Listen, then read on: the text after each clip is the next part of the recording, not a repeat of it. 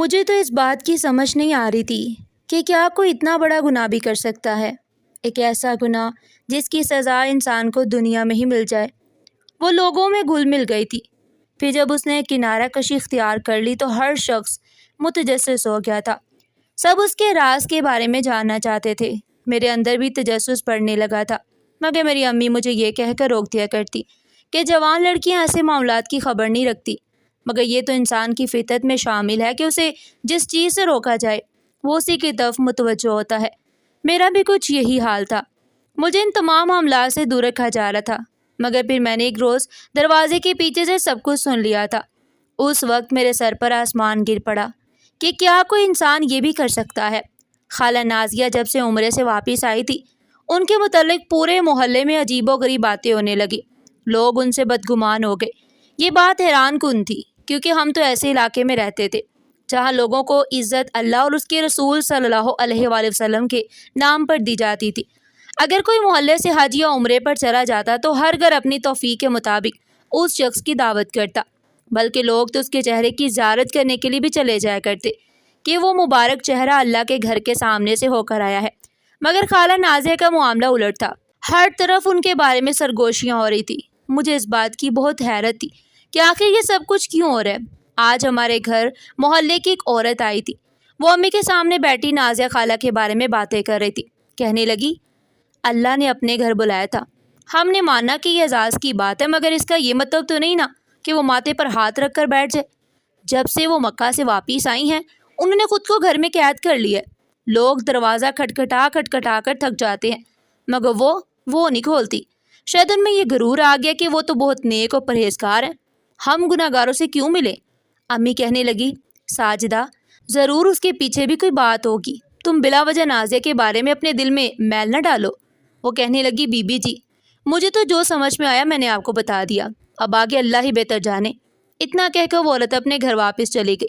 میں امی کے پاس آئی اور بولی، امی جب اللہ کسی کو کوئی رتبہ عطا کرتا ہے تو اس کو چاہیے کہ وہ عاجز ہو جائے، یہ غرور کرنے والی بات مجھے سمجھ نہیں آتی۔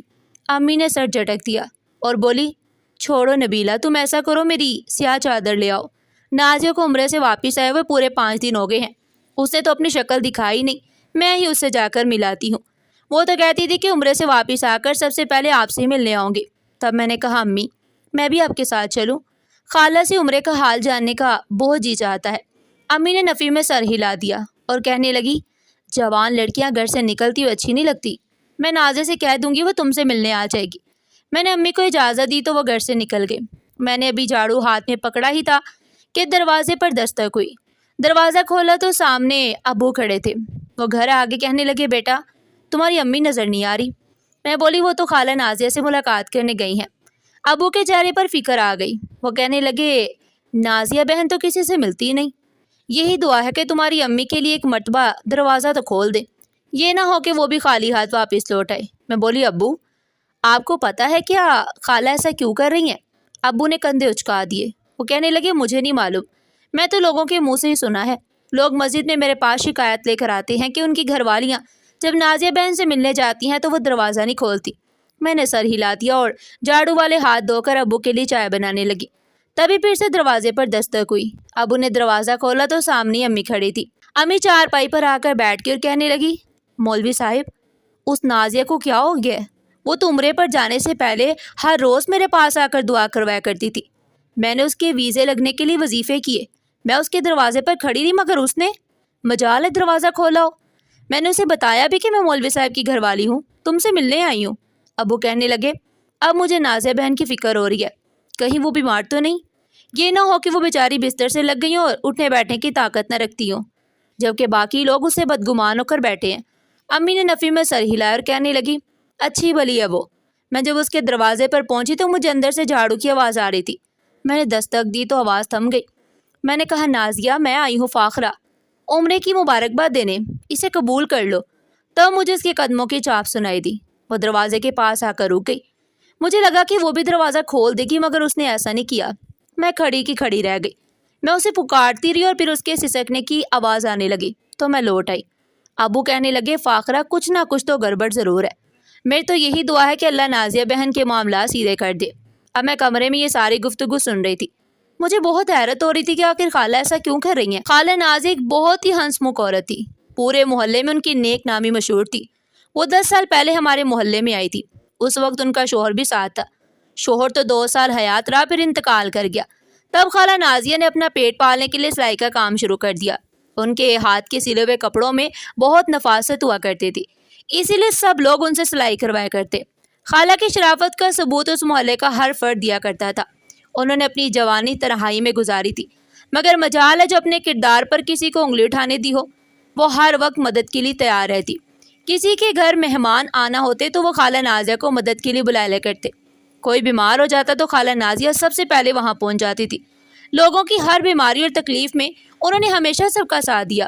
خالہ نازیہ کی زندگی کی سب سے بڑی خواہش یہی تھی کہ وہ عمرے پر جانا چاہتی تھی، اسی لیے انہوں نے پائی جوڑی تھی۔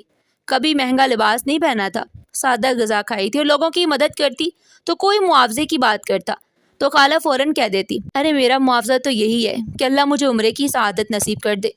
اس محلے کے فرد سے انہوں نے دعا کروائی، اور اب جب انہیں یہ سعادت نصیب ہو گئی تو لوگوں کو لگ رہا تھا کہ انہوں نے خود کو سب سے الگ کر لیا۔ لوگ جو ان سے اس قدر محبت کرتے تھے اب ان کی طرف سے بدگمان ہونے لگے۔ پہلے تو خالہ نازیہ گھر سے نکلتی رہتی تھی، مگر اب وہ سودا سلف لینے کے لیے دکان تک چلی جایا کرتی تھی۔ راستے میں کسی سے بات تک نہیں کرتی تھی، لوگ سلام کرتے۔ محلے میں ایک عورت تھی کلثوم، میں گھر کے کام کاج میں مصروف تھی کہ دروازے پر دستک ہوئی۔ میں حیران ہوئی کہ امی اتنی جلدی گھر واپس کیسے آ گئی۔ میں نے آگے بڑھ کر دروازہ کھولا تو یہ دیکھ کر دھنگ رہ گئی کہ سامنے تو خالہ نازیہ کھڑی تھی۔ میں نے فوراً ان کو گلے لگانا چاہا، مگر انہوں نے ایک جھٹکے سے خود کو مجھ سے دور کر لیا۔ میں اپنا سا منہ لے کر رہ گئی۔ وہ کہنے لگی، مولوی صاحب کہاں ہیں؟ میں بولی، خالہ وہ تو اپنے کمرے میں ہیں، آپ یہاں بیٹھے، میں ان کو بلا کر لاتی ہوں۔ خالہ نے نفی میں سر ہلا اور کہنے لگی، میں خود ہی ان کے کمرے میں جا کر مل لیتی ہوں۔ اتنا کہہ کر خالہ آگے بڑھنے لگی، جبکہ میں ان کو روکتی رہ گئی۔ ابو کو یہ بات ہرگز پسند نہیں تھی کہ محلے کی کوئی عورت ان کے کمرے میں جائے۔ وہ ہمیشہ عورتوں سے صحن میں کلام کیا کرتے، مگر خالہ تو فوراً ہی دستک دے کر ابو کے کمرے میں داخل ہو گئی۔ خالہ کے تیور دیکھ کر مجھے اس بات کا اندازہ تو ہو گیا تھا کہ وہ میری بات نہیں سنیں گی۔ اگر مجھے ان کا راز جاننے کی خواہش تھی تو ان کی باتیں مجھے چپ کر کے ہی سننی تھی۔ میں ابو کے کمرے کے دروازے کے پاس کھڑی ہو گئی۔ کمرے سے خالہ کی سسکیوں کی آوازیں آ رہی تھی۔ ابو مسلسل کہتے جا رہے تھے، بہن کیا بات ہے، ایسے کیوں رو رہی ہو، کچھ تو بتاؤ۔ تب خالہ نے ایک بڑا عجیب سا سوال پوچھا۔ وہ کہنے لگی، اللہ کے غضب سے بچنے کا کوئی طریقہ ہے کیا؟ کوئی ایسی چیز میں کر لوں جس کے بعد میں ختم ہو جاؤں، میرا نام ختم ہو جائے، میرا نام و نشان مٹ جائے، کسی کو یہ یاد نہ ہو کہ کوئی نازیہ نامی عورت بھی تھی، اور روز قیامت بھی اللہ میرا حساب نہ لے۔ ابو کہنے لگے، بہن اللہ ہر چیز کا احاطہ کیے ہوئے ہیں، اسے فرار ناممکن ہے، ہر راستہ اسی کی طرف جاتا ہے۔ تب خالہ کہنے لگی، مولوی صاحب میں آپ کے پاس اپنا ایک مسئلہ لے کر آئی ہوں۔ جب میں عمرہ کرنے کے لیے گئی تو میرے ساتھ ایک ایسا واقعہ ہوا جس کے بعد سے اب تک میں بے سکون ہوں، نہ کسی سے ملتی ہوں نہ بات کرتی ہوں۔ ابو کہنے لگے، ہاں بہن بتاؤ کیا ماجرا ہے۔ تب خالہ پھر سے رونے لگی اور بولی، مولوی صاحب جب میں خانہ کعبہ کا طواف کرنے گئی تو میرے ساتھ سب لوگ رونے لگے، جبکہ مجھے خانہ کعبہ نظر ہی نہیں آیا۔ مجھے یہی لگا کہ شاید میری دور کی نظر خراب ہو گئی ہے۔ تب میں نے ایک بچی سے کہا کہ میرا ہاتھ پکڑ کر مجھے خانہ کعبہ کے پاس لے چلو۔ اس نے ایسا ہی کیا، وہ مجھے لے کر گئی اور بولی، یہ رہا اللہ کا گھر، مگر مجھے تو گھر نظر ہی نہیں آیا۔ میں بولی، بیٹا کہاں ہے، تم تھک گئی ہو، مجھے راستہ دکھا دو، میں آگے خود ہی بڑھ جاؤں گی۔ تب وہ لڑکی کہنے لگی، یہی وہ جگہ ہے جس کا ہم طواف کرتے ہیں، آپ کو کعبہ نظر نہیں آ رہا کیا؟ اس لڑکی نے ہاتھ لگایا اور پھر طواف کر کے چلے گئی، جبکہ میں وہاں دھنگ سی کھڑی تھی۔ مجھے ہر چیز صاف صاف نظر آ رہی تھی، مگر جس چیز کی خاطر میں نے دوسرے ملک کا سفر کیا وہ مجھے دکھائی نہیں دی۔ یوں میں روتی رہی، چلاتی رہی، مگر بے سود۔ میں مدینہ گئی تب بھی مجھے روضہ رسول صلی اللہ علیہ وآلہ وسلم نظر نہیں آیا۔ میں وہاں سے خالی دامن اور خالی دل کے ساتھ واپس آ گئی۔ ابو یہ سب باتیں سن کر بہت حیران ہوئے، جبکہ میں تو تھر تھر کانپ رہی تھی، کیونکہ ایسا واقعہ میں نے زندگی میں پہلی دفعہ سنا تھا۔ ابو کہنے لگے، بہن معذرت کے ساتھ ایک سوال کرنا چاہتا ہوں، کیا آپ سے کوئی ایسا گناہ سرزد ہوا ہے جس کے متعلق آپ کا یہ خیال ہو کہ اس کی معافی نہیں ملی؟ خالہ پھوٹ پھوٹ کر رونے لگی۔ وہ بولی، ہاں ہے میرا گناہ بہت بڑا۔ دراصل شادی سے پہلے میں نے بہت بڑے بڑے گناہ کیے، جن میں سب سے زیادہ بھیانک میرا وہ گناہ تھا۔ اس سے پہلے کہ خالہ کچھ کہتی ابو نے خالہ کو چپ کروا دیا۔ ابو کہنے لگے، بہن اللہ نے آپ کے جن گناہوں پر پردہ رکھا ہے انہیں دوسروں کے سامنے ظاہر نہ کرے۔ آپ کو احساس ہے تو بس اللہ سے معافی مانگے۔ اللہ نے وعدہ کیا ہے کہ میری رحمت میرے غضب پر حاوی ہے، تو پھر اس کی رحمت کو پکارے، بار بار پکارے، اس کا غضب خود بخود ٹھنڈا ہو جائے گا۔ میں بھی دعا کروں گا کہ اللہ اپنی رحمت کی نظر آپ پر ڈالے۔ خالہ روتی ہوئے اپنے گھر واپس چلی گئی تھی، جبکہ میں تو سجدے کے عالم میں تھی۔ ایک ایسی عورت جس کی نیک نامی ہر جگہ مشہور تھی، پھر اسے ایسا کون سا گناہ سرزد ہو گیا تھا جس کی اتنی بڑی سزا ملی تھی؟ میں اپنے کمرے میں لیٹی ہوئی تھی جب امی گھر واپس آ گئی۔ وہ میرے پاس آ کر بولی، کیا بات ہے نبیلہ، تم تو کبھی اس طرح کمرے میں نہیں لیٹتی، پھر آج کیا ہوا؟ میرا دل بہت بوجھل تھا۔ امی کی شفقت بھری آواز سنی تو ان کے گلے سے لگ کر رونے لگی۔ امی مزید پریشان ہو گئی کہ کچھ تو بتاؤ، آخر ہوا کیا ہے؟ تم اس قدر پریشان کیوں ہو؟ میں نے امی سے کہا کہ آپ وعدہ کریں ابو سے اس بات کا ذکر نہیں کریں گی۔ امی نے وعدہ کر لیا تو میں نے انہیں خالہ نازیہ کی ساری باتیں بتا دی۔ امی بھی حیران رہ گئی۔ وہ بولی، مجھے تو یقین ہی نہیں آ رہا کہ نازیہ کے ساتھ ایسا بھی ہو سکتا ہے۔ پھر وہ خود ہی بولی، پتہ نہیں بیچاری سے ایسی کون سی خطا سرزد ہو گئی ہوگی۔ اچھا، جب تمہارے ابو میرے ساتھ نازیہ کی آمد کا ذکر کریں گے تو میں ان سے کہوں گی کہ اگلی بار جب نازیہ گھر آئے تو اسے اس کی گواہی کی نوعیت تو معلوم کیجیے گا۔ میں نے بھی سر ہلا دیا، مگر دن سے رات ہوئی اور پھر صبح ہو گئی۔ یوں ہی 3 دن گزر گئے، لیکن ابو نے امی سے خالہ کی آمد کا کوئی ذکر نہیں کیا تھا۔ یقیناً وہ اس معاملے کو خفیہ رکھنا چاہتے تھے، وہ کسی کی بے پردگی نہیں کرنا چاہتے تھے۔ یوں ہی 2 ہفتے گزر گئے تھے۔ ایک دن پھر سے خالہ نازیہ ہمارے گھر آ گئی تھی۔ ابو بہت ہی زیادہ کمزور لگ رہے تھے، ان کی آنکھوں کے گرد ہلکے بھی پڑ گئے تھے، بات کرتے تو ان کا سانس چڑھ جاتا۔ میں نے خالہ کو چارپائی پر بٹھایا اور ان کے لیے پانی لائی۔ تب میں بولی، خالہ امی تو گھر پر نہیں ہے۔ خالہ نازیہ آپ ہی کا سا مسکرا دی۔ وہ کہنے لگی، ہاں بچی، مجھے پتا ہے، میں کئی دنوں سے مولوی صاحب کے پاس آنا چاہ رہی تھی، مگر چاہتی تھی کہ بی بی جی گھر پر نہ ہو تبھی آؤں۔ آج پتہ چلا کہ وہ میلاد پر گئی ہوئی ہیں، اس لیے میں آ گئی۔ میں نے سر ہلا دیا اور بولی، ابو کو بلاؤں؟ انہوں نے نفی میں سر ہلا دیا اور بولی، مولوی صاحب کو بس آگاہ کر دو کہ نازیہ آئی ہے۔ میں ابو کے کمرے میں گئی اور انہوں نے کہا کہ نازیہ خالہ آئی ہیں۔ ابو کہنے لگے، اچھا ٹھیک ہے، بھیج دو اسے۔ میں نے خالہ سے کہا کہ آپ کمرے میں جا سکتی ہیں۔ خالہ کمرے میں چلی گئی تو میں خود کو ان کی باتیں سننے سے روک نہیں پائی۔ مجھے اس بات کا بہت تجسس تھا کہ آخر خالہ سے کیا گناہ ہوا ہے، اور مجھے امید تھی کہ شاید آج اس بات کا پتہ چل جائے گا۔ خالہ کہنے لگی، مولوی صاحب، میں اپنا مسئلہ لے کر آپ کے پاس آئی ہوں۔ میں سارا دن استغفار کرتی رہتی ہوں، بے چین رہتی ہوں، رو رو کر معافیاں مانگتی ہوں، مگر مجھے سکون نہیں ملتا۔ اور تب میرے ذہن میں یہی خیال آیا کہ ہر گناہ کی ایک وجہ ہوتی ہے۔ اب میں اس کام میں ماہر ہو گئی تھی۔ پورے 5 سال گاؤں کی عورتوں کی میتوں کو غسل دیتی رہی۔ پھر میری امی کی طبیعت زیادہ خراب ہونے لگی تو وہ دادی سے بولی کہ میں زندگی میں نازیہ کو اپنے گھر کر دے تاکہ میں اس کے باپ کے سامنے سرخرو ہو سکوں۔ میں نے اپنی بیٹی کا فرض پورا کر دیا۔ میری دادی نے گاؤں ہی کے ایک لڑکے سے میری شادی کر دی۔ وہ بہت اچھا انسان تھا، میرا خیال بھی رکھتا تھا، مگر مسئلہ یہ تھا کہ اس کی آمدن بہت کم تھی۔ میری شادی کے بعد دادی اور امی اس قدر مطمئن ہوئی کہ آگے پیچھے دونوں ہی مجھے چھوڑ کر ہمیشہ ہمیشہ کے لیے چلی گئی۔ بڑا مشکل وقت تھا، مگر تب اللہ نے مجھے اولاد کی خوشخبری دے دی۔ اوپر سے میری 3 اولادیں پیدا ہوئی۔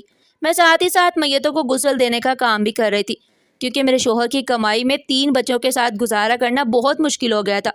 ایک روز ہمارے گاؤں کے چودھری کی بیٹی کا انتقال ہو گیا۔ پورے گاؤں میں سوگ کا سما تھا۔ مجھے غسل دینا پڑا۔ میں نے غسل دیا تو چودھری کی ساس اور سسر دونوں میرے پاس آئے اور مجھے ایک دھاگا دے کر بولے کہ ہماری بیٹی کے پیٹ پر یہ باندھ دو۔ میں حیران ہوئی اور بولی، یہ دھاگا کیسا ہے اور اس کو باندھنے کا کیا مقصد ہے؟ بڑی چودھرائی نے اپنے لبوں پر ہاتھ رکھ کر مجھے چپ رہنے کا اشارہ کیا اور بولی، سوال جواب مت کرو۔ تب ان کی بیٹی نے پیسوں کی 2 گڈیاں میرے ہاتھ پر رکھ دی۔ میں ہکا بکا رہ گئی۔ ایک لمحے میں مجھ پر یہ بات آشکار ہو گئی کہ ایسا کرنے کے پیچھے کوئی نیک نیت نہیں ہو سکتی، ورنہ مجھے اتنا زیادہ معاوضہ نہ دیا جاتا۔ میں ایک لمحے کے لیے انکار کرنے لگی تھی، مگر پھر سوچا کہ یہ پیسے لینے سے میرے بہت سے مسائل حل ہو جائیں گے اور اس عمل کی سزا بھی مجھے نہیں ملے گی، کیونکہ جس نے یہ عمل کروایا ہے اسی کو اللہ کے سامنے جواب دینا پڑے گا۔ اسی لیے میں نے وہ پیسے رکھ لیے اور وہ دھاگا بھی۔ میں نے میت کے پیٹ پر دھاگا باندھ دیا اور خود اپنے گھر واپس آ گئی۔ میں نے وہ سارے پیسے اپنے شوہر کو دے دیے۔ وہ حیران ہوا اور بولا، تمہارے پاس یہ سب کہاں سے آیا؟ میں بولی، امیر لوگوں کی میتوں کو غسل دینے کے بھی بہت سے فائدے ہوتے ہیں۔ میرے شوہر نے ساری بات سن کر کہا، یہ تمہارے پیسے ہیں، ان کو اپنے پاس رکھو۔ میں نے سوچ لیا تھا کہ ان پیسوں میں سے میں اپنے بچوں کے لیے نئے نئے کپڑے لوں گی، نئے جوتے لوں گی، بڑے بیٹے کو انگریزی اسکول میں داخلہ دلواؤں گی اور پھر اپنے شوہر کے لیے موٹر سائیکل بھی خرید لوں گی۔ اس واقعے کو چند دن گزرے تھے کہ چودھری کی بڑی بیٹی کا انتقال ہو گیا۔ سب یہی کہہ رہے تھے کہ بیٹی اپنی ماں کی جدائی برداشت نہیں کر پائی اور اسی کے بعد چل بسی۔ اس بار بھی چودھری کی والدہ اور بہن نے مجھے دھاگا دیا اور بولی کہ میت کے پیٹ پر باندھ دو۔ اس دفعہ بھی مجھے پیسوں کا لالچ آ گیا، مگر اب ساری بات میں سمجھ میں آ چکی تھی۔ وہ داغا کسی نیک نیتی سے نہیں باندھا جا رہا تھا، بلکہ وہ تو کسی پر کالا جادو کر رہی تھی۔ ایسا جادو جو کسی میت کے ذریعے کیا جائے وہ بہت ہی خطرناک ہوتا ہے، وہ نسلیں برباد کر دیتا ہے۔ یہ غلط تھا بلکہ گناہ تھا، اور میت کے ساتھ بھی خیانت تھی۔ کوئی انسان اپنی زندگی میں یہ برداشت نہیں کرے گا کہ اس کے جسم کو استعمال کر کے دوسروں کو نقصان پہنچایا جائے۔ پھر یہ تو میت تھی جس کا دنیا سے تعلق ختم ہو چکا تھا، اور اب اسے اللہ کے روبرو پیش ہونا تھا۔ ایک لمحے کے لیے میرے ہاتھ پاؤں کانپنے لگے، مگر پھر میں نے سوچا کہ ان پیسوں سے میں اپنے شوہر کو گاؤں میں کریانے کی دکان ڈال دوں گی تو ہمارا گزارا بہت اچھا ہونے لگے گا، میرے بچوں کو کبھی کسی چیز کی کمی نہیں ہوگی۔ اسی میں نے پیسوں کے بدلے یہ گناہ بھی کر ڈالا۔ کچھ دنوں میں چودھری کی دوسری بیٹی بھی انتقال کر گئی، اور تب مجھے سمجھ میں آیا کہ کالا جادو تو چودھری کے بچوں کو مارنے کے لیے استعمال ہو رہا ہے، مگر اس بار میں نے پہلے سے بھی زیادہ پیسے لے کر اپنا ضمیر سلا دیا۔ میں نے سوچا کہ جہاں پہلے اتنے گناہ کر لیے وہاں ایک اور صحیح۔ میں نے وہ پیسے لے لیے اور پھر اس میت کے پیٹ پر بھی جادو والا دھاگا باندھ دیا۔ کچھ دنوں کے بعد چودھری صاحب کا اکلوتا بیٹا بھی انتقال کر گیا، اور ان کی نسل تو جیسے ختم ہی ہو گئی تھی۔ سارے گاؤں میں غم کا سما تھا، ہر شخص رو رہا تھا، جبکہ چودھری صاحب کی حالت تو سنبھلتے ہی نہیں سنبھلی۔ مجھے بھی اس بات کا بہت افسوس تھا۔ زیادہ غم تو اس بات کا تھا کہ میں اس جرم میں شریک تھی، مگر پھر میں نے سوچا کہ دنیا کا ہر فرد اپنے بچوں کے لیے کچھ نہ کچھ تو کرتا ہے۔ اگر میں نے کر لیا تو کیا ہوا؟ میں نے اپنے بچوں کا فیوچر محفوظ کر لیا تھا۔ اس واقعے کو چند مہینے گزرے تھے کہ ایک دن بہت زورداری چل رہی تھی اور طوفانی بارش ہو رہی تھی۔ تب پتہ ہے کیا ہوا؟ تب میرے گھر کی چھت گر گئی، میرے تینوں بچے مر گئے، اور تب میری آنکھوں کے سامنے وہ کالا دھاگا گھومتا رہا تھا۔ مجھے میرے عمل کی سزا مل گئی تھی، میں تو پاگل ہو گئی تھی۔ جس اولاد کی خاطر میں نے یہ سب کیا تھا وہی مجھ سے چھن گئی۔ اگر میں یہ کہوں کہ میرے اعمال ہی میری اولاد کو کھا گئے تو یہ زیادہ مناسب ہوگا۔ میں اپنے بچوں کو کھا گئی تھی، میں صدمے سے پاگل ہو گئی تھی۔ میرا شوہر میری جان بچانے کی خاطر مجھے یہاں لے آیا تھا، اس نے میرا علاج کروایا تو میں سنبھلنے لگی تھی۔ پھر سال بعد میرے شوہر بھی انتقال کر گئے۔ میں اندر سے بالکل ٹوٹ گئی تھی۔ میں نے اپنی زندگی کا ایک ہی مقصد بنا لیا تھا کہ جس طرح میری وجہ سے لوگوں کو تکلیف پہنچی تھی میں اسی طرح خیر بانٹنا چاہتی تھی۔ میں نے سوچ لیا تھا کہ اللہ کے گھر جا کر اس کے سامنے رو رو کر معافی مانگوں گی، اسے کہوں گی کہ میری اولاد جب مجھ سے چھن گئی تب مجھے احساس ہوا کہ میں نے کتنا غلط کیا۔ مجھے یقین تھا کہ اللہ مجھے معاف کر دے گا، مگر اللہ نے تو مجھ پر اپنی رحمت کی بارش کر دی۔ میں واپس آئی تو اپنے کام کا چکر لگایا، اور تب مجھ پر یہ حقیقت آشکار ہوئی کہ چودھری کی والدہ نے اپنی ہی بیٹی کی اولاد کے ساتھ یہ سب کچھ کیا تھا۔ بات اصل میں یہ تھی کہ چودھری صاحب بڑی چودرائن کی سگی اولاد نہیں تھے، ان کی اپنی سگی بیٹی تھی۔ اسی لیے انہوں نے کالا جادو کروا کر چودھری صاحب کی اولاد ختم کروا دی۔ اولاد کے غم میں وہ بھی چل بسے تو ساری جائیداد اپنی بیٹی کے نام کر دی، مگر وہ دولت ان کو بھی استعمال کرنا نصیب نہیں ہوئی تھی۔ اب مولوی صاحب آپ مجھے بتائیں کہ میں کیا کروں؟ اس سے پہلے کہ ابو کچھ کہتے خالہ نازیہ رونے لگی۔ انہوں نے اچانک ہی کمرے کا دروازہ کھولا، پھر وہ گر کر بے ہوش ہو گئی۔ میں بھاگ کر ابو کے کمرے میں داخل ہوئی۔ ابو میری طرف دیکھ رہے تھے۔ وہ بولے تم نے سب کچھ سن لیا بیٹی؟ میں نے سر ہلا دیا تو وہ کہنے لگے یہ اس کا راز تھا، میت کے ساتھ ہی دفن ہو جانا چاہیے۔ ہمیں یہ راز اس لیے بتایا تاکہ ہم اس کے لیے دعائیں مغفرت کرتے رہے۔ پھر ابو نے کہا جو انسان اللہ سے سچے دل سے توبہ کر لیتا ہے اللہ اسے معاف کر دیتا ہے، جس کا ثبوت یہ ہے کہ نازیہ بہن کو مرتے وقت کلمہ نصیب ہو گیا۔ میں رونے لگی۔ ابو نے امی کو بھی ساری بات بتا دی۔ خالہ نازیہ کا جنازہ ہمارے گھر سے ہی اٹھا۔ ناظرین آپ کو ہماری آج کی یہ کہانی کیسی لگی؟ کمنٹ سیکشن میں اپنی قیمتی رائے کا اظہار ضرور کیجیے گا، اور اس طرح کی مزید سبق آموز اور دلچسپ کہانیاں سننے کے لیے چینل کو سبسکرائب کریں، ویڈیو کو لائک کریں اور زیادہ سے زیادہ شیئر کریں۔ پھر ملتے ہیں ایک نئی اور سبق آموز کہانی کے ساتھ، تب تک کے لیے اپنا اور اپنے پیاروں کا بہت سارا خیال رکھیے گا۔ شکریہ۔ اللہ نگہبان۔